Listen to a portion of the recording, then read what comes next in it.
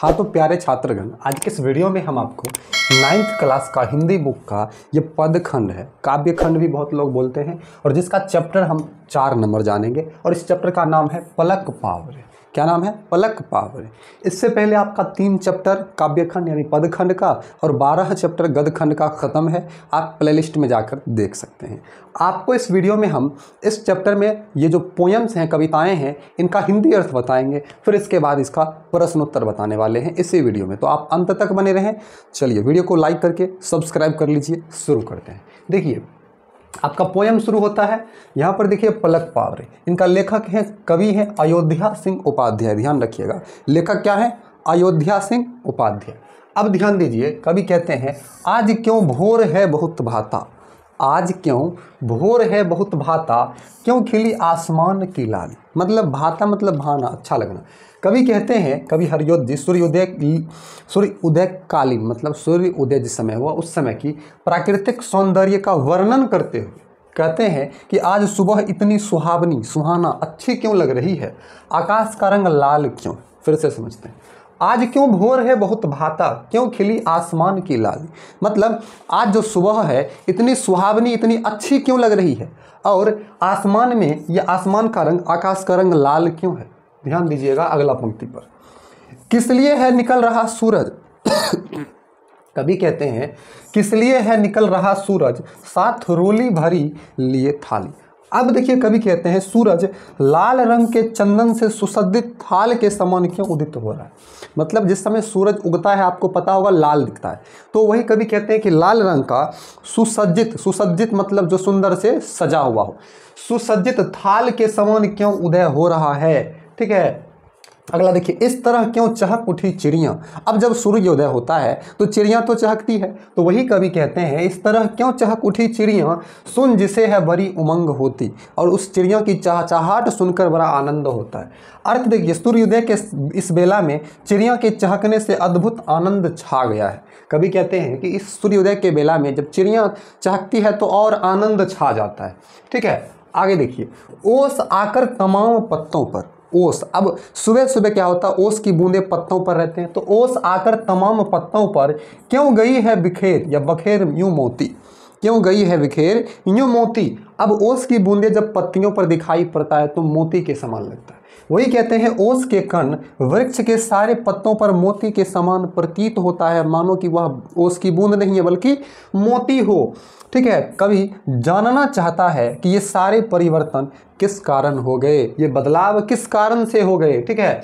आगे देखिए, पेड़ क्यों है हरे भरे इतने। अब सुबह सुबह पेड़ में हरियाली दिखती है, बहुत हरा भरा दिखता है, तो कवि कहते हैं कि ये पेड़ क्यों हरे भरे इतने, किस लिए फूल है बहुत फूले। और फूल सुबह सुबह फूल जाती है, कलियां खिल जाती है, तो कवि कहते हैं आज पेड़ इतने हरे भरे क्यों हैं, फूल इतने क्यों खिल उठे हैं। खिल मतलब मुस्कुरा उठे हैं। ठीक है। देखिए, इस तरह किस लिए खिली कलियां, ये जो कलियां हैं इस तरह किस लिए खिली है, भोर है किस उमंग में भूले, और ये भोर जो है किस खुशी में भूल गया है। मतलब कलियां किस लिए इस तरह खिल गई है, और भोर यहाँ पर भौरे को कहा गया कि भौरे किस मस्ती या आनंद में इतने बेसुध हो गए, क्योंकि भौरे भिनभिनाते हैं एकदम आनंद पूर्वक, मानो सब कुछ भूल चुका हो। ठीक है। अगला पंक्ति देखिए, क्यों हवा है संभल संभल चलती, किस लिए है जहाँ तहाँ थमती। देखिए अपने आप में ये एक अर्थ ही है, लेकिन समझिएगा इसका भाव कभी क्या ना क्या चाहते हैं। क्यों हवा है संभल संभल चलती, मतलब हवा संभल संभल कर क्यों चलती है, तथा जहाँ तहाँ ठहर क्यों जाती है। संभल संभल धीरे से, आराम से, कहीं हवा आराम से रुकी हुई है, चल नहीं रही है, तो कहीं पर खूब स्पीड में चल रही है। सब जगह एक एक कोने में क्यों महक है पसारती फिरती। और आपको पता है सूर्य उदय जब होती है तो फूलों का सुगंध होता है हवा के साथ घर में आ जाते हैं, अलग अलग कोने में चले जाते हैं। वही कहते हैं इन फूलों की सुगंध को हवा क्यों बिखेर रही है, फैला रही है। कवि के कहने का तात्पर्य है कि इस मादक परिस्थिति में प्रकृति अपना सारा सौंदर्य, सुंदरता इस प्रकार बिखेर रही है कि जगत का कण कण आत्म विभोर हो रहा है। मतलब कि मान लेते हैं जब जगत का कण कण की सुंदरता आज दिख रही है। अगली पंक्ति में चलते हैं। ठीक है, अगली पंक्ति आपका है लाल नीले सफ़ेद पत्तों में, ये नीले है, लाल नीले सफ़ेद पत्तों में भर गए फूल बेली बहली क्यों। कवि कहते हैं कि ये लाल नीले सफ़ेद पत्ते फूलों से भर गए हैं, लताएं बहलने लगी है। मतलब ये जो लाल नीले सफ़ेद पत्ते हैं ये फूलों से भर गए हैं, मतलब फूलों से लद गए हैं, और ये जो लताएं हैं, लत्तियां हैं, ये बहल रही है। ठीक है, देखिए, झील तालाब और नदियों में बिछ गई चादरें सुनहली क्यों। अब जब सूर्य उदय होता होगा तो आप लोग देखते होइएगा कि जो नदी तालाब का पानी का ऊपरी परत आपको स्वर्ण कलर का दिखता होगा। तो वही कहते हैं कभी कि झील तालाब और नदियों में बिछ गई चादरें सुनहली क्यों। मतलब नदियों, झीलों एवं तालाबों के जल सोने की चादरें जैसी क्यों दिखाई पड़ता है कि मानो उस पर सोने का चादर बिछा दिया गया। तात्पर्य है कि जब प्रातः काल में पेड़ पौधे फूलों से लद जाते हैं तथा सूर्य की पहली किरणों के पड़ने से नदी तालाब तथा झीलों के जल सुनहले सोने के जैसा प्रतीत होता है, जिससे जल राशि का दृश्य अति मनोरंजक हो जाता है, देखने में बड़ा एकदम आनंददायक हो जाता है। किस लिए ठाठ बाट है ऐसा, ऐसा ठाठ बाट मतलब मानो तैयार होकर कहीं जा रहा हो, जी जिसे देखकर नहीं भरता। ये ठाठ बाट किस लिए है, जिसको देखकर मन नहीं भर रहा है।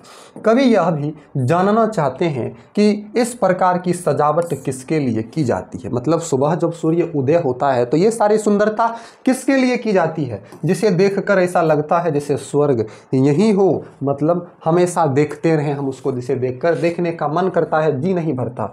इसलिए एक एक थल सजकर स्वर्ग की है बराबरी करता। अब कवि कहते हैं कि सूर्योदय के स्वागत में प्रकृति अपना सारा सौंदर्य प्रस्तुत कर देती है। मतलब मानो कि स्वर्ग क्या है, ये सजावटी धरती ही क्या है, स्वर्ग की तरह दिखाई देता है। ठीक है, किस लिए है चहल पहल ऐसी, किस लिए धूमधाम दिखलाई। मतलब कवि हरियोध जी की जिज्ञासा भरे शब्द जानना चाहते हैं कि इतनी हलचल क्यों है, ये चहल पहल क्यों है, इतनी खुशी किस लिए प्रकट की रही है, क्यों धूमधाम इतनी चल रही है। ठीक है, कौन सी चाह आज दिन किसकी आरती है उतारने आई।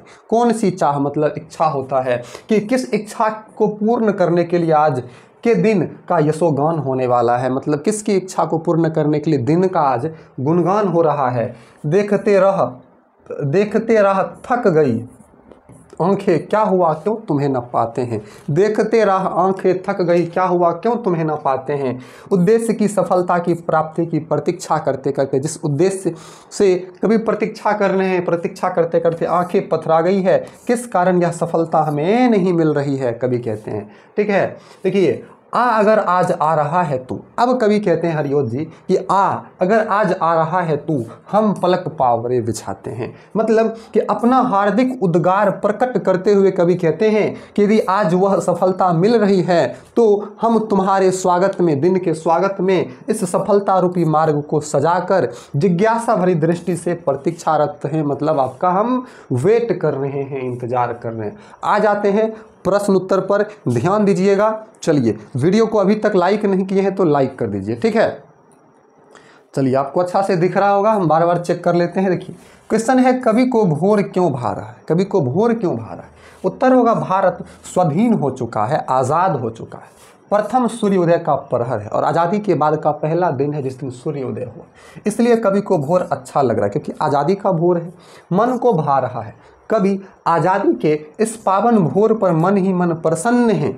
ठीक है, और इसकी सुंदरता उसके हृदय को पुलकित कर रही है, और आज़ादी के बाद का जो सुबह था उसकी सुंदरता कवि को और प्रसन्न कर रही है। इस भोर के पावन बेला में कवि बहुत प्रसन्न है, सारी जनता प्रसन्नता का अनुभव कर रही है, सारे जनता प्रसन्न है, सारा राष्ट्र आज चिर प्रसन्न होकर आनंदमय सुहावन भोर के अवसर पर अपने आप को धन्य धन्य मान रहा है, अपने आप को मान रहा है कि हम आज़ाद हो गए, तो सोचिए खुश क्यों नहीं होंगे। दूसरा क्वेश्चन है रोली भरी थाली का क्या आशय है। तो देखिए, प्रकृति के मनोहरी रूप का कवि अपनी कविता में चित्रण कर रहा है, बता रहे हैं प्रकृति के मन मोहने वाले रूप का। जब प्रातः काल में सूर्य पूर्व दिशा में उगता है, आपको पता है सूर्य पूर्व दिशा में उगता है, तब आकाश लालिमामय दिखाई देता है, आकाश लाल रंग का दिखाई देता है और प्रतीत होता है कि आकाश रूपी थाली, मतलब मानिए कि आकाश थाली है और उसमें रोली भरा हुआ है, ठीक है। यहाँ कवि प्रतीक प्रयोग कर प्रातःकालीन सूर्य उदय की सुषमा आकाश का रूपक चित्र प्रस्तुत किया है, मतलब आकाश की सुंदरता को दिखाया है। अगला प्रश्न आपका है, कवि को प्रकृति में हो रहे परिवर्तन किस रूप में अर्थपूर्ण जान पड़ते हैं। तो प्रस्तुत कविता में महाकवि हरिओध जी ने प्रकृति के माध्यम से जीवन में हो रहे परिवर्तन की ओर हमारा ध्यान आकृष्ट किया है, दिलाया है। प्रकृति परिवर्तन का मानव जीवन पर क्या प्रभाव पड़ता है, इन बातों की चर्चा कवि ने अपनी कविता में सूक्ष्मता से की है, धीरे से की है, आसानी से। कवि भोर के समय आसमान में पसरी लालिमा से काफ़ी प्रसन्न है, बहुत प्रसन्न है। सूरज की लाली से आकाश ने रोली से भरी हुई थाली का स्वरूप ग्रहण कर लिया। सूरज की जो लाली है, ऐसा लगता है कि मानो आकाश रोली भरी हुई थाली जैसी दिख रही है, ठीक है। अगला प्रश्न है, हवा के कौन कौन से कार्य व्यापार कविता में बताए गए। तो देखिए, प्रस्तुत काव्य पाठ में महाकवि हरिओध ने हवा के माध्यम से अनेक कार्य व्यापार को पूर्ण करने का वर्णन किया है। अब देखिए, हवाएं मंद मंद गति से बह रही है, धीरे धीरे, वे जहाँ तहाँ थमते हुए यानी रुक रुक कर बहती है हवा। हवा सर्वत्र कोने कोने में परिव्याप्त है, कोने कोने में बहती है।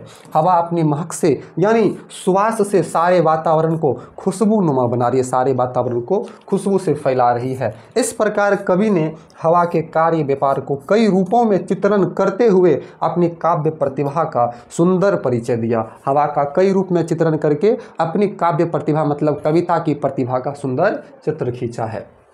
सुनहरी चादरें कहाँ बिछी हुई है और क्यों। तो देखिए, प्रस्तुत काव्य पाठ में कवि ने प्राकृतिक सौंदर्य का सुंदर चित्रण प्रस्तुत किया है। अपनी काव्य प्रतिभा का परिचय देते हुए कवि ने प्रकृति के विभिन्न रूपों की चर्चा मतलब अलग अलग रूपों का सही चित्रण किया है। झील, तालाब और नदियों में प्रातःकालीन सुबह के समय सूर्य की किरणें जब जल पर पड़ती है तब जल का स्वरूप और सौंदर्य स्वतः बदल जाता है, अपने आप बदल जाता है।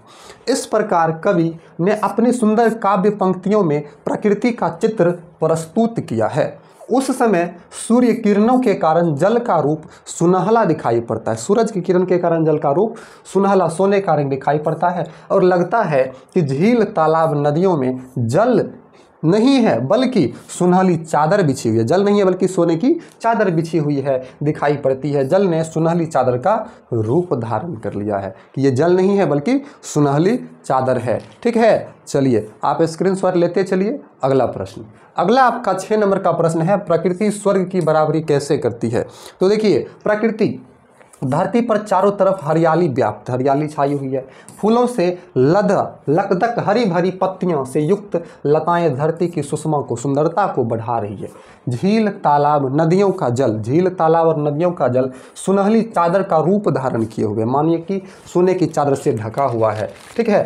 अब देखिए, चारों तरफ प्रकृति की निराली छटा में श्री वृद्धि हो रही है। चारों तरफ प्रकृति की सुषमा के बीच जन समुदाय ठाठ बाट का अनुभव कर रहा है तैयार होने का। यह भारत भूखंड सज धज कर स्वर्ग की बराबरी कर रहा है, भारत की धरती, ठीक है। उसी प्रकार भारत की धरती स्वर्ग से भी बढ़कर है। चारों तरफ प्राकृतिक की सुषमा से जल थल मनोहरी रूप को धारण कर लिया है जो सबके मन को भाता है और सभी को अच्छा लगता है, ठीक है। देखिए, 7वां प्रश्न है, कवि को ऐसा लगता है कि सभी प्राकृतिक व्यापारों के प्रकट होने के पीछे कई गूढ़ अभिप्राय है। सही बात है, बहुत मतलब है। यह गूढ़ अभिप्राय क्या हो सकता है, आप क्या सोचते हैं, अपने विचार लिखें। देखिए, प्रस्तुत काव्य पाठ पलक पावरे में महाकवि हरिओध ने प्राकृतिक व्यापारों का अपने मन में छिपे गूढ़ भाव या रहस्य को प्रकट करने का प्रयास किया है।